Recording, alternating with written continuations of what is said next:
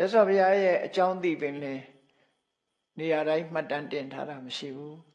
သို့တော်မြတ်စွာဘုရားဟောတဲ့တရားတွေကိုလွတ်မသွားအောင်တရားတွေကိုသာလဲဦးစားပေးပြီးတော့မှတ်တမ်းတင်ခဲ့ကြတယ်ဒါလည်းတနည်းအားဖြင့်ကျေးဇူးတင်စရာအလွန်ကောင်းတယ်အနည်းဆိုရင်အဆုံးအမတရားတော်ကနည်းနည်း story တွေကများနေမှာဖြစ်လိမ့်မယ်ပေါ့အခုတော့ story ဆိုတဲ့အကြောင်းအရာအထုပ်ပတ်တိကအနည်းငယ်သာပါပြီးတော့ပြောဆိုခဲ့တဲ့အဆုံးအမစကားတွေကပို့ပြီးတော့ပြည့်စုံတယ်အဲ့ဒါကျေးဇူးတင်စရာကောင်းတယ်ကျေးဇူးတင်စရာကောင်းတယ်ပညာရက်တွေများစွာကြံရစ်တယ်ပေါ့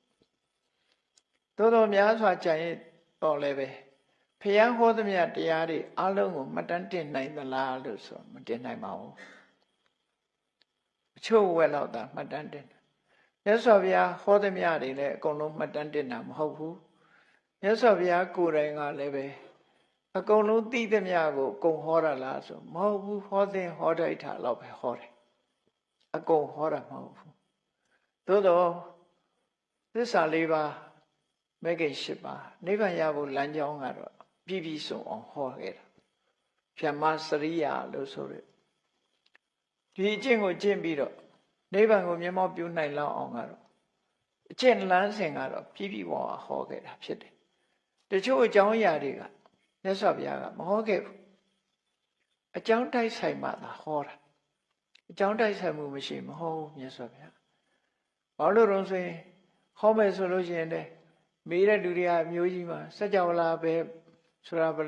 နှခုရှိသလဲလူတွေကဘယ်ဘဝကစလာကြတာတော့ဒီလောကကြီးရဲ့အစအဘာတော့ဆိုပြီးတော့ဒီလိုမေးကြမဲ့လူတွေကအစသူ့နွားပြောက်သွားလို့တို့နော်လက်စွပ်ပြောက်သွားလို့တို့လာမေးတဲ့လူတွေကလည်းအများကြီးနေမှာပဲအဲ့လိုဟာမျိုးတွေနဲ့ဖြစ်နေမှာပေါ့နော်ကြာရင်ဘေးရင်ဆရာဖြစ်သွားလိမ့်အဲ့ဒါကြောင့်မို့အဲ့ဒါမျိုးတွေမဟုတ်ဘူးသို့တော့မြတ်စွာဘုရား cosmology လို့ခေါ်တယ်စัจ java လာအကြောင်းကိုတော့ကြောင်းတိုက်ဆိုင်လာတဲ့အခါမှာတော့ဟောပေးတာလေးတွေရှိတယ်စိတ်ဝင်စားစရာလေးပေါ့ကြောင်းတိုက်ဆိုင်လာရင်မြတ်စွာဘုရားဟောပေးမြတ်စွာဘုရားဟောတဲ့ cosmology စัจ java လာနဲ့ပတ်သက်တဲ့ဟောပြောချက်ကသုလနိကာလောကဓာတုတုတ်တို့အင်္ဂုတ္တပါဠိတော်မှာရှိတယ်မြတ်စွာဘုရားကစัจ java လာစက္ကဝါလဆိုတဲ့စကားလုံးကိုအသုံးမပြုခဲ့ဘူးအဲ့ဒီချိန်တော့လောကဓာတုဆိုတဲ့စကားလုံးကိုပဲအသုံးပြုပြီးတော့ဟောတာနော်လောကဓာတုဆိုတဲ့စကားလုံးကိုအသုံးပြုစက္ကဝါလဆိုတဲ့စကားလုံးကတော်တော်လေးနောက်ကျမှပိဋကစာပေထဲမှာရောက်လာတဲ့စကားလုံးလို့ဒီလိုယူဆရတယ်ဒီစကားဆိုတာတဖြည်းဖြည်းဝင်လာတာလေ living language တို့ရဲ့ထုံးစံတိုင်းလူတွေကပြောနေရရင်ထွင်းပြီးတော့ဝင်လာတာစကားတွေဆိုတာရပ်နာမှာမဟုတ်တာ dead language ဆိုတာကြတော့ပြောတဲ့လူမရှိတော့ဘူးဆိုရင်သေသွားတဲ့ဘာသာစကားတစ်ခုပါဠိစာပေကိုနောက်တိုင်းကလူတွေက dead language လို့ပြောကြတယ် Latin စကားလည်း dead language ပဲနော်အဲ့ဒီဘာသာစကားတွေကခဏပြောတဲ့လူတွေမရှိတော့သူကရှင်သန်မနေဘူးပေါ့ရှာဆိုင်သွားပြီဆိုတဲ့အဓိပ္ပာယ်သေသွားပြီလို့တော့ပြောတာတော့မဟုတ်ဘူးရဆိုင်နေသွားပြီဒီဘာသာစကားကအသုံးမရှိတော့ဘူးရဆိုင်သွားပြီ dead language တို့သုံးတယ် living language ဆိုတဲ့ဟာကျတော့ရှင်သန်နေတဲ့ဘာသာစကားဗမာလူမျိုးတွေကဗမာစကားတွေပြောနေတော့ရှင်သန်နေတာရှင်သန်နေသည်လို့ဗကံပိခိတ်ကပြောတဲ့စကားသံနေနဲ့ခဏပြောတဲ့စကားသံတွေကကွဲပြားခြားနားဘာလို့ဆိုရှင်သန်နေတာရှင်သန်နေတဲ့သဘာဝရဲ့အဓိပ္ပာယ်ပဲဒီတလုံးကိုဒီတလုံးတိုင်းဆွဲဆွဲမြဲမြဲပြောနေလို့ရှိရင်တော့ရှင်သန်တယ်လို့ပြောလို့ရမှာမဟုတ်ဘူးနော်ရှင်သန်နေတယ်ဆိုတာစကားလုံးတွေကတွီထွင်ပြီးတော့ပြောနေကြမှာပဲဖြစ်တယ်အဲ့တော့မြတ်စွာဘုရားကပထမဆုံးစัจ java လာအကြောင်းကိုဟောတဲ့အခါမှာလောကဓာတုဆိုစကားလုံးကိုအသုံးပြုပြီးတော့ဟောခဲ့တယ်အဲ့ဒီမှာဘာကြောင့်ဟောတာတော့လို့ဆိုတော့အမေးရှိလို့ဟောတာတကယ်ကတော့ဒီ cosmology ကိုမြတ်စွာဘုရားနိဗ္ဗာန်ရဖို့အတွက်ဘာမှပတ်သက်တာမဟုတ်သည့်အတွက်ကြောင့်ဟောလို့ရင်မဟုတ်ဘူးရှင်အာနန္ဒာက အရုဏဝတီသုတ်တံနဲ့ပတ်သက်ပြီးတော့မြတ်စွာဘုရားဟောတာမြတ်စွာဘုရားကအရုဏဝတီသုတ်တံမှာဝိတ္တပုမြတ်စွာဘုရားရဲ့တပည့်ယဟန်တော်တစ်ပါးအဲ့ဒီယဟန်တော်တစ်ပါးဟာသူကမြတ်စွာဘုရားရဲ့တိုက်တွန်းချက်အရာကောင်းကင်ယံကိုတက်ပြီးတော့တဘာပေါက်ဝင်စားပြီးတဲ့အခါမှာစัจ java လာကြားအောင်စัจ java လာတိုက်တည်ကြားအောင်သူကမြတ်စွာဘုရားဟောတဲ့ဂါထာလေးတစ်ပုဒ်ကိုကောင်းကင်ယံကနေရွတ်တယ်ယောဣမတ္တမိဓမ္မဝိနည်းအပ္ပမတ္တောဝိဟတတိပဟာယဇာတိတန္တရံဒုက္ခတန္တံဂရိတတိဓမ္မဝိနည်းဆိုတဲ့သာသနာတော်မှာတဲ့ကျိုးကျိုးဆာဆာနေမယ်ဆိုလို့ရှိရင်အထက်ထပ်မွေးဖွားပြီးတော့တန်တရားလဲရတဲ့တန်တရားကိုဆင်းရဲကနေပြီးတော့ဒီဒုက္ခကြီးကိုအဆုံးသတ်နိုင်မှာဖြစ်တယ်တန်တရားလဲရတဲ့ဒုက္ခကြီးကိုအဆုံးသတ်နိုင်မှာဖြစ်တယ်လို့ဒီအဓိပ္ပာယ်ပါတဲ့ခါထားလေးကိုဟောအဲ့တော့စัจ java လာ1000ကကြားအောင်သူကစัจ java လာ1000ကကြားအောင်ဒီမြတ်စွာဘုရားရဲ့ဝိတ္တပုမြတ်စွာဘုရားရဲ့တပည့်ကဒီလိုစွန့်နိုင်တယ်လို့ဆိုတော့ရှင်အာနန္ဒာကသိကျင်တာအရှင်ဘုရားတဲ့သူက1000ကြားအောင်ပြောနိုင်တယ်မြတ်စွာဘုရားကဘယ်လောက်ကြားအောင်ပြောနိုင်တော့ဗျာဆိုတော့မြတ်စွာဘုရားကအာနန္ဒာသူကသာဝကငါကဗုဒ္ဓတူတာမှတ်လို့ပထမမပြောဘူးအဲ့တိုင်းပဲပြောတယ်နော်ဟိုကသာဝကပဲငါဗုဒ္ဓအဲ့ဒါကိုသိကျင်တော့ရှင်အာနန္ဒာကပ်မေးတဲ့အခါကျတော့မြတ်စွာဘုရားမင်းစัจ java လာ3မျိုးအကြောင်းကိုကြားဘူးလားဆိုပြီးတော့ဟောတော်မူပါဗျာဆိုတော့အဲ့ကြတော့မှဟောတယ်စัจ java လာအကြောင်း3နော်စัจ java လာတွေဖွဲ့စည်းပုံကိုပြောလိုက်တာစัจ java လာဂရေတသိန်းအကြောင်းထီအောင်စัจ java လာ1000ကနေပြီးဂရေတသိန်းထီအောင်မြတ်စွာဘုရားအဲ့ဒီဂရေတသိန်းသောစัจ java လာတိတဟတိမဟာတဟတိလောကဓာတုလို့ဆိုရယ်လောကဓာတ်ကိုမြတ်စွာဘုရားဟာအတန်နဲ့လောကလူသားတွေအလုံးကြားအောင်ပြောနိုင်တယ်တဲ့ဘယ်ပုံကြားအောင်လုပ်တယ်လဲလူတွေဆိုတာလေဒီစัจ java လာဆိုတာအချိန်ချင်းလဲတူချင်မှတူမအောင်အိတ်တဲ့လူကအိတ်နေမှာလေရှိမှာနော်အိတ်တဲ့စัจ java လာအိတ်နေမှာနေလေဖြစ်နေတဲ့စัจ java လာနေလေညဖြစ်တဲ့စัจ java လာညမတူညီတဲ့အနေအထားမျိုးတွေရှိကြအဲ့ဒီအချိန်မှာအာလုံးတတိမူမိအောင်မြတ်စွာဘုရားမလုပ်လိုက်တော့ဆိုညခုံးမှာရှိတဲ့ညခုံးမွေးသုံးဖို့ဆန်းတော်မှာရှိတဲ့ဆံမဲညိုသောရောင်ခြည်တော်ကိုလွတ်ပြီးတော့လောကကြီးတစ်ခုလုံးကိုအမှောင်ချလိုက်တယ်လင်းနေတဲ့အချိန်မှာအမှောင်ချပြစ်လိုက်တဲ့အခါကျတော့အားလုံးကကြီးမားတဲ့အမှောင်တူကြီးကိုမြင်ပြီးကြောက်လန့်တကြားဖြစ်သွားနော်လင်းနေရကမှောင်သွားတယ်လို့သူဆိုမှောင်တဲ့နေရာလဲပိုးမှောင်သွားတယ်ဆိုဘာဖြစ်တာပါလဲဆိုလူတွေဟာ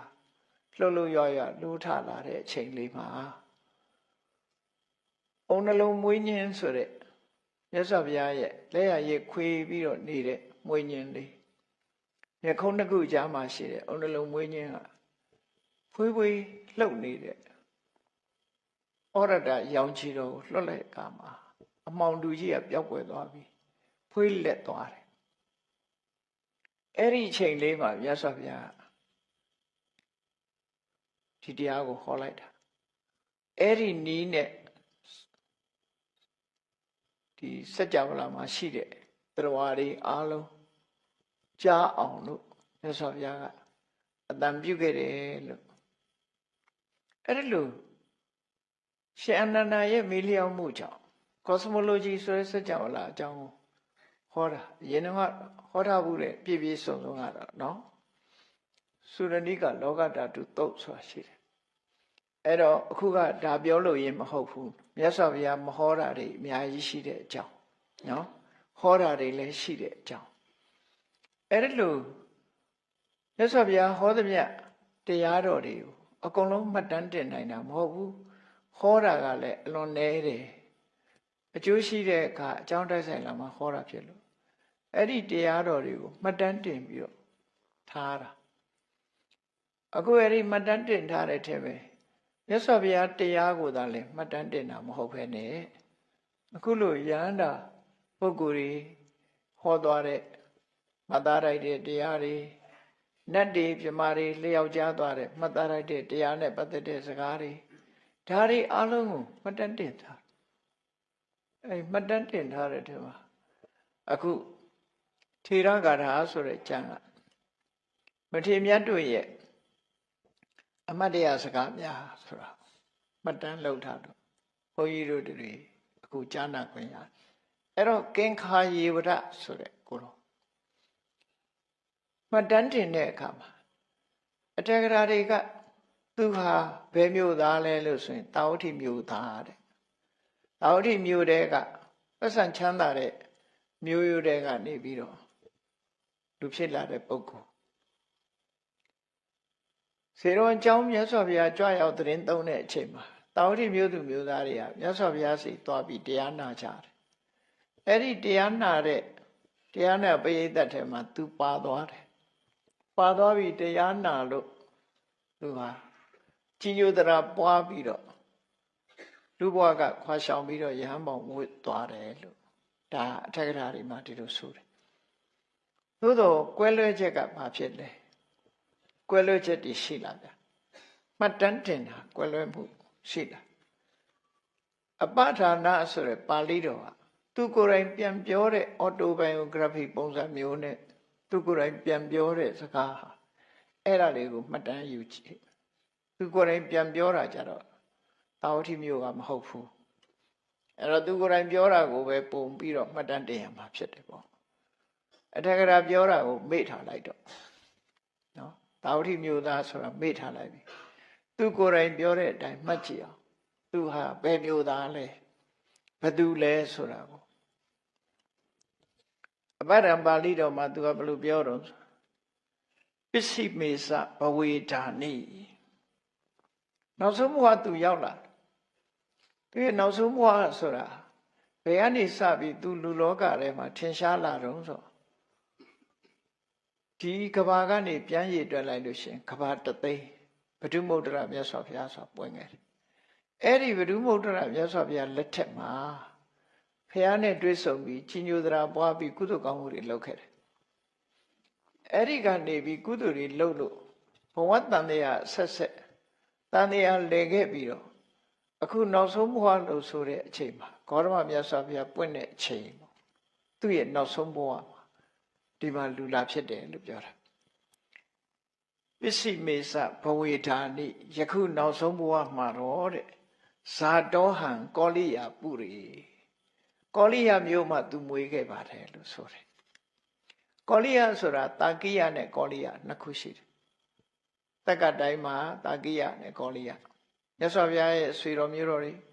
ကောလိယဆိုတာမေတော်အမျိုးတာကိယဆိုတာခမည်းတော်အမျိုးအဲ့ဒီမိဖက်ဖဖက်အမျိုးတွေကအမေဘက်ကအမျိုးကောလိယမြို့မှာသူဟာမွေးဖွားခဲ့သူဖြစ်တယ်ဆိုတော့ကောလိယမှာဆိုရင်တော့သူကမင်းမျိုးအနေနဲ့မွေးဖွားခဲ့သူလို့သူတို့ဆိုမင်းမျိုးဖြစ်ခဲ့တယ်ဒါကြောင့်မို့သူကပြန်ပြောတယ်ခတ္တိယေကုလတံပန်နေဖိတေအိဋ္ဌိမဟာတနေသူနောက်ဆုံးဘဝမှာကောလိယမင်းမျိုးမှာသူမွေးခဲ့တာတဲ့ဖိတေအိဋ္ဌိမဟာတနေအဲ့ဒီအချိန်မှာတာယာဝါပြောတယ်အလုံးပြည့်စုံတယ်စီးပွားဥစ္စာတိုးတက်စီးပွားဥစ္စာဘလောက်တိုးတက်တယ်ဆိုတာကိုစဉ်းစားကြည့်အဲ့ဒီခေတ်ကချမ်းသာပုံကတစ်မျိုးတော့ခုခေတ်လိုတော့ကာကြီးတွေတော့စီးနိုင်မှုပေါ့ရှိမှမရှိတာတိမ်များလည်းမရှိသို့တော့သူတို့ချမ်းသာကြွယ်ဝမှုကလူတမချမ်းသာကြွယ်ဝမြတ်စွာဘုရားရဲ့ဖခင်ကြီးတော် သုတ္တရဏမင်းကြီးအိမ်မှာဆိုရင်အလုသမားတွေကိုနေ့စဉ်တလေးတံပေါက်ထမင်းနဲ့ကျွေးတာတဲ့အဲ့ဒါသာစဉ်းစားကြည့်ဒီပြင်အိမ်တွေမှာဆိုရင်စကွဲထမင်းနဲ့ပအုံးရည်ဟင်းလေးနဲ့ပဲကျွေးတယ်ဒီဘုရားရဲ့ရသော်ဘုရားရဲ့အလောင်းတော်တို့ရဲ့အိမ်မှာဆိုလို့ရှိရင်နော်ကောင်းပြီဆိုတဲ့အစားအစာတွေကျွေးတယ်လို့သူတို့ဆိုတယ်ဒါချမ်းသာလို့ကျွေးတာနော်ချမ်းသာကြွယ်ဝမှုရှိကြတယ်အဲ့တော့ဒါကြောင့်လို့သူကပြောတာခတ္တိရေကုလတံပန်နေတကယ်ကိုဆွေကြီးမျိုးကြီးမင်းစိုးရာစာမျိုးတွေမှာတဲ့ဖီတီဟောပြောတယ်သားရတယ်အိတ်တီပြည့်စုံတဲ့မဟာတဏီဥစ္စာဒနာကြွယ်ဝချမ်းသာတယ်ဆိုတဲ့အမျိုးမှာသူဟာလူဖြစ်ခဲ့တာပါလို့ဒါသူ့ဘဝသူပြန်ပြောပြတဲ့စကားပဲအဲ့ဒါလို့ပြောပြီးသူဆက်ပြောတာယထာကပိလဝဋ္ထုသမိဗုဒ္ဓောဓမ္မမထေတယိမြတ်စွာဘုရားဟာကပိလဝမြို့ကိုကြွလာတာပရမကျိန်ကြွတာရှိတယ်ပရမကျိန်ကြွတာဆိုလို့ရှိရင်ဘုရားဖြစ်ပြီးတဲ့နောက်တစ်နှစ်အကြာတပေါင်းလာပြီးမှတပေါင်းလာပြီးတော့တဲကနေစပြီးခရီးထွက်ပြီးကစုံလာပြီးမှရောက်သွားတာအဲ့ဒါပထမအချိန်ကြွတာနောက်ကြွတဲ့အချိန်တွေလည်းရှိသေးတယ်ဘယ်အချိန်ရင်လို့တော့မသိဘူးမြတ်စွာဘုရားသခင်ကိုရောမြတ်ကပိလဝမြို့ကိုကြွလာတဲ့အခါမှာတဲ့တရားဓမ္မကိုဟောပြောခဲ့တယ်ဆွေတော်မျိုးတော်တွေကိုတရားဟောတယ်နော်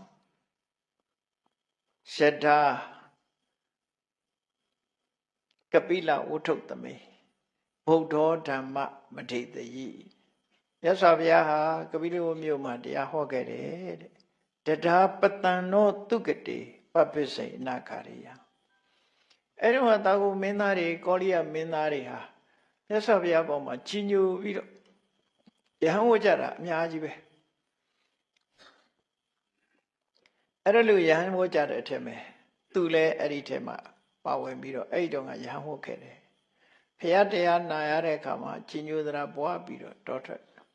နော်တောထွက်ပြီးသာသနာ့ဘောင်ဝင်လိုက်တယ်ပေါ့သာသနာ့ဘောင်ရောက်လာတဲ့အခါမှာသူ့ရဲ့စိတ်နေသဘောထားအားလျော်စွာမြတ်စွာဘုရားသခင်ကိုရောမြတ်ကဝိနိသိက္ခာပုဒ်ပြညတ်ထားတာရှိတယ်အဲ့ဒီပြညတ်ချက်တွေနဲ့ပတ်သက်ပြီးတော့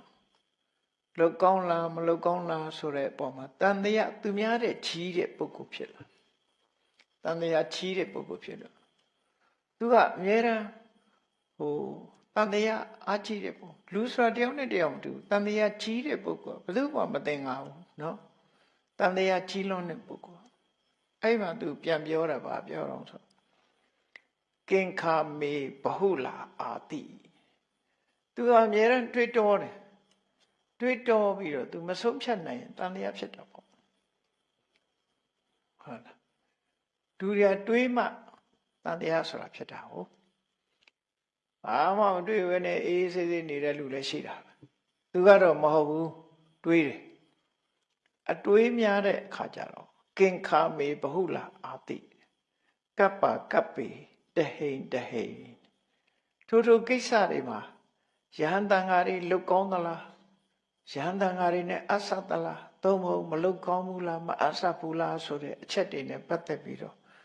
သူဟာတန်တရားပွားတဲ့ပုဂ္ဂိုလ်ဖြစ်တယ်တဲ့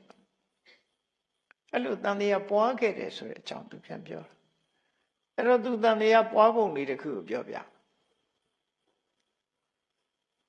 မြတ်စွာဘုရားကယောပနဘိက္ခုဝိကာလေခာရဏိယံဝါဘောဇနိယံဝါခာရယဝါဘုံစေယဝါပါစိတ္တိယံဝိကာလအချိန်စွန့်စားရမယ့်အချိန်မဟုတ်တာနေ့မွန်းလွဲတဲ့အချိန်ကနေပြီးနောက်တည့်အာယုမတက်မီအတွင်းဝိကာလအချိန်မှာခဲဝယ်ဘောဇင်ကိုစားမယ်ဆိုရင်ပါစိတ်အဘသင်တယ်လို့မြတ်စွာဘုရားအဲ့လိုပြန်အဲ့ဒီပဲခဲဝယ်ဘောဇင်ဆိုတဲ့နေရာမှာခဲဝယ်ဆိုတာလူတွေကြွကြွဝါစားတဲ့မုတ်ပဲတေးစားခဲဝယ်ဘောဇင်ဆိုတာအမာကန်စားတဲ့ထမင်းဟင်းလို့ပြောပါစို့နော်အဲ့ဒါ အဲ့ဒီခေါ်ပွဲဘောဇဉ်တွေကိုဝိကာလအချိန်မှာမစားရဘူးလို့ပြီးတော့ကာလိက၄မျိုးဆိုပြီးတော့သတ်မှတ်ထားတာရှိတယ်နော်ယာဝကာလိကတဲ့ဘုန်းကြီးတွေရဲ့အသုံးလေးပါယာဝကာလိကဆိုတာမနေ့အာယုံတက်တဲ့အချိန်ကနေပြီးတော့12နာရီအတွင်းအချိန်လေးမှသုံးရတဲ့စားရတဲ့ဆွမ်းတို့မုံတို့မုံပဲသေးစားတိနံမျိုးစုံအဲ့ဒါကိုယာဝကာလိကလို့ခေါ်တယ်ယာဝကာလစားချိန်အတွင်းသာစားနိုင်တယ်လို့ဆိုလိုတဲ့ပစ္စည်းကတစ်မျိုးနော်အဖြောယမကကြတော့ယာမကာလိကတဲ့ပထမယံအတွင်းမအိခင်ညနေမှာအဖြောယမကကပ်ပြီးရင်နောက်တည့်ရမကူရဘူးဒီမှာပဲတောင်းအောင်ယာမကာလိကအဲ့ဒါကတခုတတ္တဟကာလိကဆိုတာတခါကပ်ခံထားလို့ရှိရင်9ရက်ထားနိုင်တယ်ထောပတ်တို့ပြားရည်တို့နော်စီတို့စီဥတို့တင်းလဲတို့ဆိုတာတွေအဲ့ဒါတွေက9ရက်ဆိုပြီးတော့ထားတတ္တဟကာလိကနောက်ဆေးပစ္စည်းယောဂရှိလို့သုံးဖို့ဆေးပစ္စည်းဆိုတာじゃတခါကပ်ခံနိုင်ရင်တစ်သလုံးကပ်ခံစရာမလိုတော့ဘူးအဲ့လိုယဟန်တန်ဃာတွေမှာနော်ယာဝကာလိကကာလဆိုတာအချိန်ပိုင်းလေးကာလိကအချိန်ပိုင်းရှိတဲ့ပစ္စည်းလို့သူတို့ပြောတာနော်ယာဝကာလိကတမနေ့ပဲယာမကာလိကတညနေပဲတတ္တဟကာလိက9ရက်သက်တမ်းရှိတယ်ယာဝဇီဝိကတစ်သလုံးသက်တမ်းရှိတဲ့ပစ္စည်းအိဆွမ်းရမဖြစ်ဘူးလို့ပြောတာပေါ့နော်ယာဝကာလိကအိဆွမ်းရဖြစ်သွားပြီမနေ့မုံတွေပါတွေမနေ့ကထားလို့ရှိရင်12နာရီကျော်ရင်စွန့်ပြစ်ရဆိုင်တော့ဘူးကိုယ်နဲ့ဘုန်းကြီးပစ္စည်းတွေယူချင်တာယူဘုန်းကြီးတွေဘာမှဆိုင်ဘူးနော်မနေ့ကထားတဲ့အစားအစာသူ12နာရီကျော်ရင်သူမပိုင်တော့အဲ့လိုဘုန်းကြီးတွေစာအာဟာရနဲ့ပတ်သက်ပြီးတော့၄မျိုးခွဲတာရှိတယ်တရက်တော့ဒီရှင်ကင်္ခာယေဝရကခီးသွားတာသူ့နောက်ပါတပည့်တွေနဲ့သူခီးသွားတဲ့အခါကျထညက်လှုပ်တဲ့ထညက်ချက်တဲ့ဖိုးကိုသွားချိတယ်ထညက်ခဲတာကိုသွားချိအဲ့ဒီခေတ်တုန်းကထညက်ခဲထဲမှာဘာတွေထည့်တုံးဆိုမုံညက်ထည့်တယ်ခဲအောင်လို့ထညက်ထဲမှာမုံညက်ထည့်တယ်ပြာထည့်တယ်နော်ပြာထည့်တယ်ခုခေတ်တော့ဘာတွေထည့်တုံးဆိုပြောတဲ့ကြောင်ဦးတော့ကိုတော့ထညက်ဖို့မရောက်ဘူးတော့ဘာတွေချက်မှမသိဘူးအဲ့တော့ဟိုရင်ထနောင်းခောက်တွေပါထည့်တယ်လို့ကြားတယ်အရက်ချက်ရင်လည်းထနောင်းခောက်ထည့်တယ်ဒါမှမဟုတ်ထနောင်းမင်းကြီးခွာထားကြတာအဲ့မှာအဲ့ဒါလို့ထညက်ချက်တဲ့အခါမှာထည့်တဲ့အခါမှာသူတခုခုမြန်မာအောင်ထုံးထည့်တာလည်းရှိတယ်နော်ထည့်တာရှိတယ်အဲ့စာထဲမှာတော့သူဝင်ကြည့်လိုက်တဲ့အခါမှာပြာထည့်တယ်တဲ့မုံညက်ထည့်တယ်အဲ့ဒီနှစ်ခုထည့်ပြီးတော့ထညက်လောက်တာကိုသူတွေးခဲ့တဲ့အခါကျတော့မုံညက်ဆိုတာမနေ့ပဲစားလို့ရမယ်ယာဝကာလိကဖြစ်တယ်ထညက်ဆိုတာကျတော့တင်းလေမြတ်စွာဘုရား9ရက်အကခံထားနိုင်တဲ့အထက်မှာပါတယ်တတ္တဟကာလိကသူကအဲ့ဓာတွေထဲ့တာမြင်တဲ့အခါကျတော့ဟာထညက်ညနေမစားကောင်းဘူးနော်သူတို့တွေမစားကြနဲ့ညနေမစားကောင်းဘူးဒီထဲမှာမုံညက်တွေပါနေတယ်ပြာတွေပါနေတယ်မစားရဘူးဆိုပြီးတော့အဲ့ဒါလို့ထညက်ကိုတပည့်ပရိသတ်နဲ့တော့တန်လျာရှိတယ်ဒီထဲကိုမုံညက်တွေပါနေတယ်အဲ့ဒါညနေမစားကောင်းဘူးဆိုမစားတန်လျာရှိတယ်သူကနော်မစားကောင်းတဲ့ဟာဖြစ်မယ်မြတ်စွာဘုရားကဒီဂုလဆိုတာအကြောင်းရှိလို့ရှိရင်ထညက်ကိုညနေမှာလေနာယောဂါတို့ဘာလို့ရှိရင်စားကောင်းတယ်လို့သူတို့ခွင့်ပြုထားတာသူကတန်လျာရှိပြီးတော့မစားကောင်းဘူးဆိုသူတပည့်တွေရောမစားကြဘူးရှောင်ကြတယ်အဲ့ဒါကတစ်ခုနောက်တစ်ခုကျတော့သူလမ်းသွားရင်ဘာတွေတွေ့တော့ဆိုလူမစင်ပုံတွေ့တယ်အဲ့ဒီမစင်ပုံက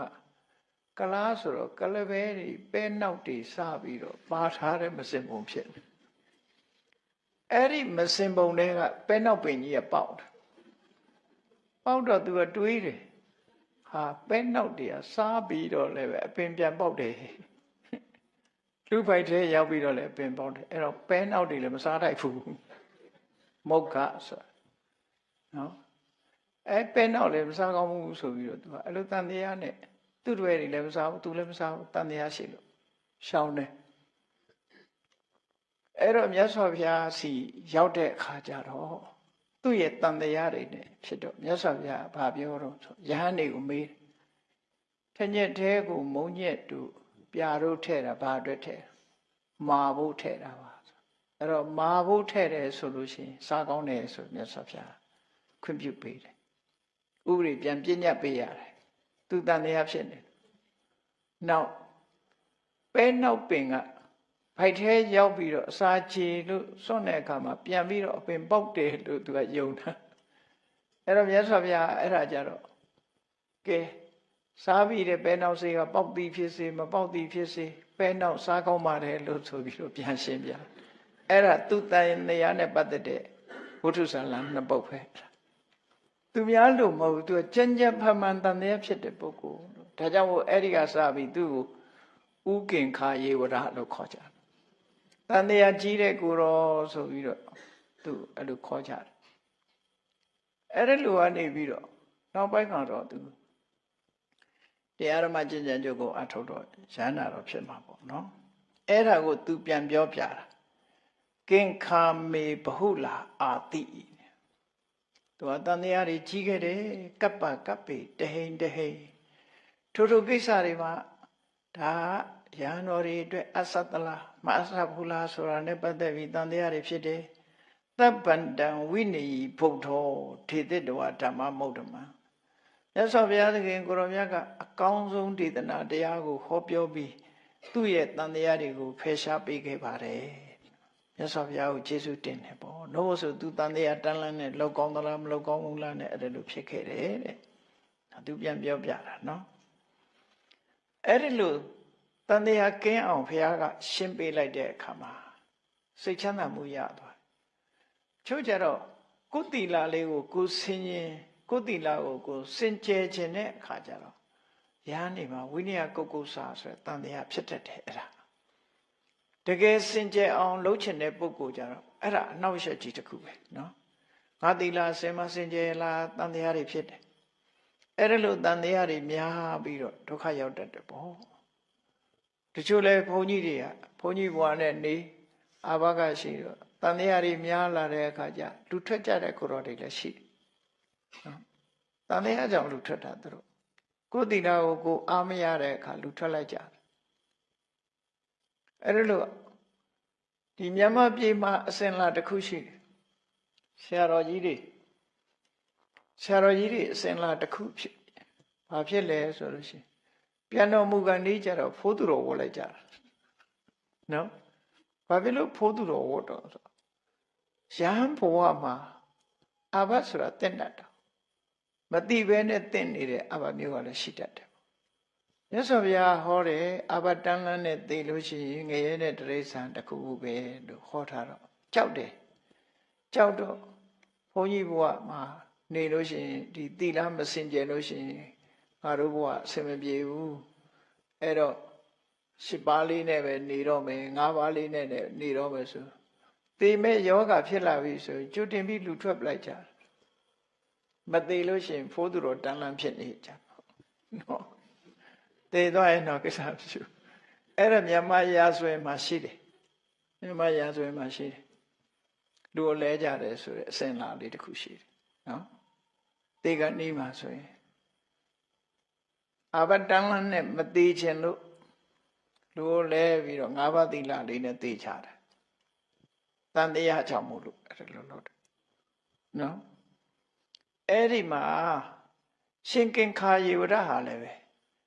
နေမတိထိုင်မရှိလို့ပဲဟိုဟာလေးဆိုရင်အမအကလာလုံးမလုံးကောင်းရင်လားဒါလေးရောသိက္ခာပုဒ်များထိနေမလားသူစိတ်ထဲမှာအဲ့လိုတန်တရားတွေကအလွန်ကြီးနေတော့မြတ်စွာဘုရားကအဲ့ဒီတန်တရားတွေကိုဖျောက်ပြီးတော့ဟောပြီးအဲ့လိုပုဂ္ဂိုလ်မျိုးတွေရှိတယ်ဘုရားလက်ထက်တုန်းကသိက္ခာပုဒ်150 229သွယ်တဲကကဏ္ဍနဲ့တက်ပြီးပြောလို့ဆိုရင်140ကျော်လေးပဲရှိတယ်အလုံး150ထားသိက္ခာပုဒ်150နဲ့ပတ်သက်ပြီးတော့ အလေးနဲ့ထားပြီးဆင်ញင်သုံးသက်တဲ့ကိုရောတပါးဖះသွားလျှောက်တယ်ရှင်ဘုရားတဲ့သိက္ခာပုဒ်တွေကအများကြီးတယ်150ကျော်ရှိတယ်ဒီတော့မကျင့်နိုင်ဘူးတဲ့အဲ့ဒါတွေ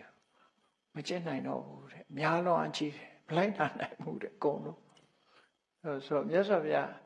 အဲ့ဒါဆိုရင်အဲ့သိက္ခာပုဒ်တွေအများကြီးမလိုက်နိုင်ဘူးမင်းတစ်ခုတည်းပဲထိမ့်ဖို့ကွာတဲ့ဘာထိမ့်ရမှာတော့မင်းစိတ်ကလေးပဲထိမ့်လို့ပြောတယ်အဲ့တော့စိတ်ထိမ့်လိုက်ရင်လည်းအကုန်ပြီးပါတယ်လို့ဆိုလို့တန်တရားပေါ့နော်တန်တရားဘုန်းကြီးဆိုတာကသင်္ကန်းအသစ်လေးရလာတဲ့အခါမှာလည်းအဋ္ဌံတင်ထားရတယ်မတင်မဲတဲ့ဒီတိုင်းထားလို့10ရက်ကျော်သွားရင်အဘသစ်များသင်္ကန်းအသစ်ကလေးကိုဝတ်လို့ရှိရင်လည်းဘိန္ဓုထိုးတယ်ဆိုအပြောက်ကလေးချရတယ်အဋ္ဌံတင်ရတယ်အဲ့ဒါမလုပ်ဘဲနဲ့ဒီတိုင်းဝတ်ရင်လည်းအဘကဖြစ်ပြန်ရောဒါကြောင့်မို့လို့ဒုံလဘဝတ်တဲ့လူတွေပြောတာမင်းတို့ဘာလို့အကုသိုလ်ဝင်းယူချင်တာတော့ဒီတိုင်းနေလည်းပဲနိဗ္ဗာန်ရောက်ပါတယ်လို့နိဗ္ဗာန်ရောက်ပါတယ်ဘုန်းကြီးကောင်းထင်ပြီးဝတ်နေကြတယ်အဲ့တော့ဒုံလဘကိုဒါကိုအားမပေးဘူးလို့ဘာလို့တော့ဆိုရင်တချို့ကဒုံလဘရဟန်းခံပြီးတော့ပတ်စံနေလဲကိုင်းနေကြညနေလဲအစာတောက်တွေကိုင်းနာတယ်တခါတလေဒီလာကြတဲ့ဒုံလဘတချို့တွေပေါ့နော်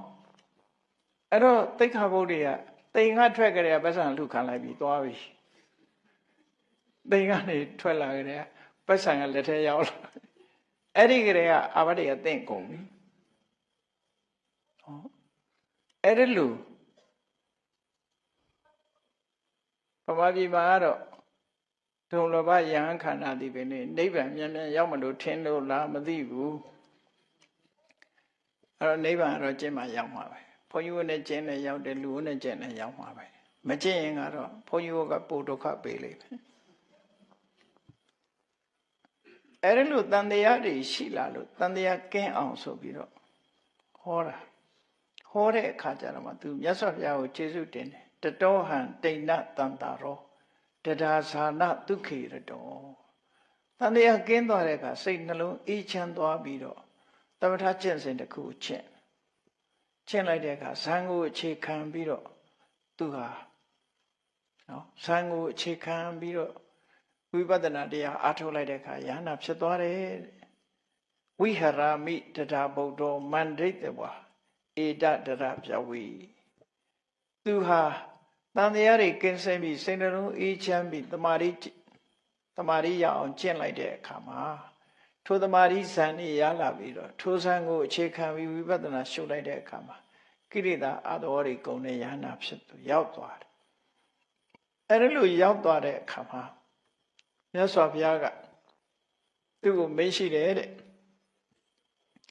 ဘာမေးရှိတော့ဆိုရင်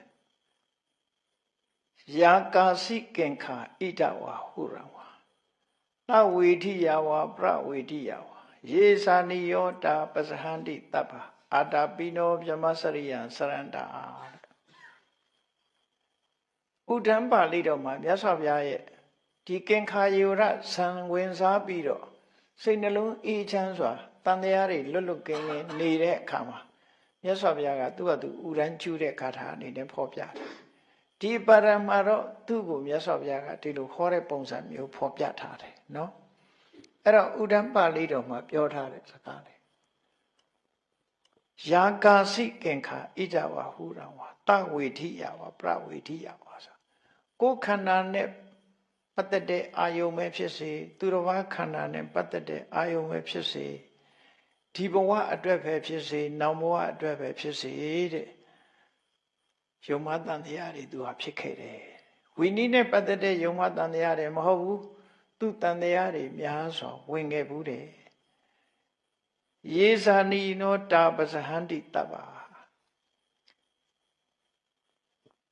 ဇန်တရားကိုရပြီးဇန်ကိုအခြေခံပြီးတော့ဝိပဿနာဉာဏ်ရှုမှတ်ပွားများလိုက်တဲ့အခါအဲ့ဒီတန်တရားတွေဟာလုံးဝကင်းစင်သွားပါတယ်သောတာပန်ဖြစ်တာနဲ့ပဲတန်တရားဆိုတာဝိသကိစ္စကင်းသွားပြီပေါ့အဲ့ဒီကနေပြီးအရိယပုဂ္ဂိုလ်တွေဖြစ်သွားတဲ့အခါအစဉ်စဉ်တက်သွားတဲ့အခါမှာကိလေသာတွေလည်းအကုန်လုံးကင်းသွားတယ်ရေစာယိနောဆိုတာတပ္ပထကျင့်စဉ်ကိုကျင့်တာဝိပဿနာတရားအထုတ်တာဇာယိနောနော်တမထကိုအာရမဏုပနိစ္စံလို့ခေါ်တယ်ဝိပဿနာကိုလက္ခဏုပနိစ္စံလို့ခေါ်တယ် အနေစာဒုက္ခအနတ္တရှုပြီးတော့အဲ့ဒီတန်တရားတွေအလုံးကိုကျော်လွှားနိုင်အောင်အာတာပိနောဗြဟ္မစရိယံစရန္တာချိုးချိုးဆာဆာမဂ္ဂင်၈ပါးကိုပွားများအထုတ်တဲ့နော်ရှုမှတ်ပွားများတဲ့ပုဂ္ဂိုလ်တွေဟာအဲ့ဒီယုံမတန်တရားအလုံးကိုဖယ်ရှားနိုင်ပါတယ်လို့မြတ်စွာဘုရားဒီလိုဟောတာသူနဲ့ဆက်ဆက်ပြီးတော့ဒီလိုဟောလိုက်တယ်နော်အဲ့ဒါလို့ဆက်ဆက်ပြီးဟောပြီးရှင်ကင်္ခာယေဝရနဲ့ပတ်သက်ပြီးမြတ်စွာဘုရားသူဟာမြတ်စွာဘုရားဝင်စားတဲ့ဇန်တွေကိုနောက်လိုက်ပြီးတော့သူဟာလည်းပဲအမြဲတမ်းဇန်ဝင်စားပြီးတော့နေလေးရှိတယ်။ရဟန္တာဖြစ်သွားတဲ့အခါမှာသူစိတ်နှလုံးအေးချမ်းစွာဇန်ဝင်စားပြီးဒိဋ္ဌဓမ္မဒုက္ခဝေဟရလို့ခေါ်တဲ့မျက်မှောက်ချမ်းသာမှုကိုခံစားအဲ့ဒီအခါမှာမြတ်စွာဘုရားကရဟန်းတော်ရဲ့ထူးချွန်တဲ့အတိမတ်ပြုထူးချွန်တဲ့ဂုဏ်ကြီးတွေကိုအတိမတ်ပြုဟောကြားတဲ့အခါမှာနော်သူ့ကိုဇံဝင်စားတဲ့နေရာမှာထူးခြားတဲ့ပုဂ္ဂိုလ်တူအနေနဲ့ဧတရက်ွယ်တူနဲ့ချီကျူးမြောက်စားခဲ့တာဖြစ်တယ်ပေါ့အဲ့ဒီမှာတတောသာနရတံဒိဋ္ဌဝါသူဟာအမြဲတမ်းဇံဝင်စားနေတဲ့အချိန်မရွေးသူကြည့်လိုက်ရင်ဇံဝင်စားနေတယ်သူကြည့်လိုက်တိုင်းဇံဝင်စားနေတယ်အဲ့ဒါလို့ဇံဝင်စားမှုတွေကိုလေ့ကျင့်ပြုထားတယ်သူ့ကိုတွေ့တဲ့အခါမှာဘုဒ္ဓလောကန္တကုမုနိဇာယိနံဘိက္ခုနံအခောပညာပေတိမဟာမတိကြီးမားသောဉာဏ်ရှိတော်မူတဲ့လောကရဲ့အဆုံးကိုရောက်ရှိတော်မူတဲ့မြတ်စွာဘုရားသခင်ကိုရောမြတ်ဟာတဲ့သူ့ကိုဇံဝင်စားတဲ့ပုဂ္ဂိုလ်တွေထဲမှာထူးချွန်ဆုံးပုဂ္ဂိုလ်တစ်ပါးအဖြစ်ချီးကျူးမြောက်စားမှုပြုခဲ့ပါတယ်ဆိုတာလေသူ့ကိုပြန်ပြောပြတာနော်အဲ့ဒါလို့ပြန်ပြောပြီးတော့သူ့ရဲ့အမှတ်တရစကားလေးကဘာပြောလဲဆိုပညာဣမံပတ္တတထာဂတာနာသူ့အမှတ်တရစကားကမြတ်စွာဘုရားကိုသိကျေးဇူးတင်တာသူအနုဆိုသူ့ဘဝမလွယ်ဘူးလေဟိုဟာလဲတန်တရားဒီဟာလဲတန်တရားနဲ့မဆုံးနိုင်တဲ့တန်တရားနဲ့တအုံလဲဖြစ်နေတဲ့ပုဂ္ဂိုလ်အဲ့တော့ပညာဣမံပတ္တတထာဂတာနာအခိယထာပစ္စလိတောနိတိတေတန်းကောင်လာခွေနော်တန်းကောင်လာခွေမိုးမောင်တောလေဆိုလာခွေတန်းကောင်မိုးမောင်တောလေအမိုက်တိုက်၅မျိုးလာခွေနေကြလည်းဖြစ်တယ်တကောင်ချိန်လည်းဖြစ်တယ်မိုးမောင်ကြီးလည်းကြာနေတယ်ဆိုတဲ့နော်မိုးမောင်ကြီးလည်းကြာနေတယ်တကောင်ချိန်လည်းဖြစ်တယ်နော်တောအုပ်ကြီးရဲ့အလယ်မှာလည်းဖြစ်တယ်အမှောင်၄မျိုးဆုံးနေတဲ့အမှောင်ဟာအကြီးဆုံးအမှောင်ကြီးပဲပေါ့နော်အဲ့ဒီလိုအမှောင်ကျနေတဲ့အချိန်ခါကာလမှာတဲ့အင်တန်လင်းနဲ့ဝင်းလက်နေတဲ့ဒီအလင်းမီးရောင်ကြီးကိုထွန်းလိုက်သလိုမြတ်စွာဘုရားရဲ့ဉာဏ်စွမ်းတတ္တိဉာဏ်အလင်းဟာအင်တန်မှထူးခြားလို့မြတ်စွာဘုရားဉာဏ်ကိုကြည်ချစမ်းပါဘုရားရဲ့ဉာဏ်စွမ်းကိုကြည်ချစမ်းပါလို့သူကပြောမြတ်စွာဘုရားတို့ရဲ့ဉာဏ်စွမ်းဟာအင်တန်မှကြီးမားတယ်အမှောင်ထဲမှာထွန်းလိုက်တဲ့မီးဟာလင်းငနဲ့နေတယ်လို့ပဲမြတ်စွာဘုရားရဲ့ဉာဏ်စွမ်းကိုကြည်ချစမ်းပါလို့ဆိုပြီးအာလောကဓာစက္ခုတ္ထာဘဝန္တိဘုရားရှင်ကိုရောမြတ်တွေဟာလောကကြီးကိုအလင်းပေးတဲ့ပုဂ္ဂိုလ်တွေဖြစ်တယ်လောကကြီးကိုမျက်လုံးတတ်ဆင်ပေးတဲ့ပုဂ္ဂိုလ်တွေဖြစ်တယ်အလင်းနဲ့မျက်လုံးဆိုတာသူတို့ပဲနော်အလင်းရောင်ပေးမှမျက်စိအမြင်ပေးမှအသိဉာဏ်ကိုပေးတာကိုတင်စားပြီးတော့ပြောတာနော်လောကကြီးကိုအလင်းရောင်ပေးတယ်လောကကြီးကိုမျက်လုံးတတ်ဆင်ပေးတယ်အမှန်တရားကိုသိအောင်ဓမ္မစက္ခုဆိုတဲ့မျက်လုံးကိုပေးအပ်တယ်ဘုရားသခင်ကိုရောမြတ်တွေဟာလောကကြီးမှာပွင့်ပေါ်လာပြီးယေအာဂတနံဝိနယန္တိကင်ခံသူထံမောက်ရောက်လာတဲ့ပုဂ္ဂိုလ်တွေဘယ်သူပဲဖြစ်ဖြစ်လူပဲဖြစ်ဖြစ်နတ်ပဲဖြစ်ဖြစ်ပြမပဲဖြစ်ဖြစ်သူစီရောက်လာပြီဆိုလို့ရှိရင်တန်တရားနဲ့ရောက်လာတဲ့ပုဂ္ဂိုလ်တွေအားလုံးရဲ့တန်တရားကိုဖယ်ရှားပြစ်နိုင်တဲ့ပညာစွမ်းရှိပါတယ်လို့မြတ်စွာဘုရားရဲ့ပညာကိုချီးမွမ်းတယ်ဘုရားပညာရဲ့ပညာအစွမ်းကြောင့်သူ့ရင်ထဲကမနှုတ်သိမ်းနိုင်တဲ့ တန်တရားကြီးတွေကိုမြတ်စွာဘုရားရဲ့အဆုံးအမတရားတော်ကိုနားလိုက်ရတဲ့အခါမှာရှင်ထဲမှာရှင်းသွားတယ်အဲ့ဒါကြောင့်မြတ်စွာဘုရားရဲ့ပညာဟာအမြဲတမ်းထူးချွန်ပါတယ်အမောင်ထဲမှာထွန်းလိုက်တဲ့မီးရဲ့အလင်းရောင်လိုပဲသူရှင်ထဲမှာလင်းငနဲ့သွားတယ်သူခေါင်းထဲမှာလင်းငနဲ့သွားတယ်ပေါ့မြတ်စွာဘုရားဟာလင်းရောင်တွင်တဲ့ပုဂ္ဂိုလ်ကြီးဖြစ်တယ်မျက်စိအမြင်ကိုပေးတဲ့ပုဂ္ဂိုလ်သူမြတ်တွေဖြစ်တယ်သူစီရောက်လာလို့ရှိရင်ဘယ်ပုဂ္ဂိုလ်ပဲဖြစ်ဖြစ်တန်တရားကင်းမှုအဲ့ဒီရောက်လာတဲ့ပုဂ္ဂိုလ်ရဲ့တန်တရားကိုပယ်ဖြောက်ပေးနိုင်တဲ့စွမ်းရည်တတ္တိရှိကြပါပေတယ်လို့မြတ်စွာဘုရားကိုချီးကျူးဂုဏ်ပြုတဲ့ဒီဂါထာဟာသူ့ရဲ့အမတ်တရားစကားပဲဖြစ်တယ်ပေါ့အေးအဲ့ဒီအမတ်တရားစကားကိုပြောတာကိုပဲဒီမထေရမြတ်ရဲ့အမတ်တရားစကားအဖြစ်ထေရဂါထာပါဠိတော်မှာမှတ်တမ်းတင်ထားတာဖြစ်တယ်တရားချစ်ခင်သူတော်စင်ပြိဿအပေါင်းတို့တန်တရားကိုကင်းပြတ်အောင်ခေါ်စွမ်းနိုင်တဲ့မြတ်စွာဘုရားရဲ့ပညာစွမ်းကိုချီးမွမ်းထောမနာရတယ်လို့မိမိတို့တဏ္ဍာမှာရှိတဲ့တန်တရားဖြစ်เสียအရာတွေနဲ့ပတ်သက်လာလို့ရှင်လေမြတ်စွာဘုရားရဲ့အဆုံးအမတရားကတန်တရားကိုကင်းပြောက်စေပြီးတော့ရင်ထဲနှလုံးထဲမှာအေးချမ်းသွားအောင်ဆွဲဆောင်နိုင်လို့မြတ်စွာဘုရားဟာတကယ်အလင်းရောင်ကိုပေးနိုင်တဲ့ပုဂ္ဂိုလ်သူပုဂ္ဂိုလ်မြတ်ဖြစ်တယ်ဆိုတာလူတိုင်းမှတ်သားနာယူပြီးမြတ်ဗုဒ္ဓရဲ့အဆုံးအမကိုလိုက်နာကျင့်သုံးအောင်ကြိုးစားအားထုတ်နိုင်ကြပါစေကုန်သတည်း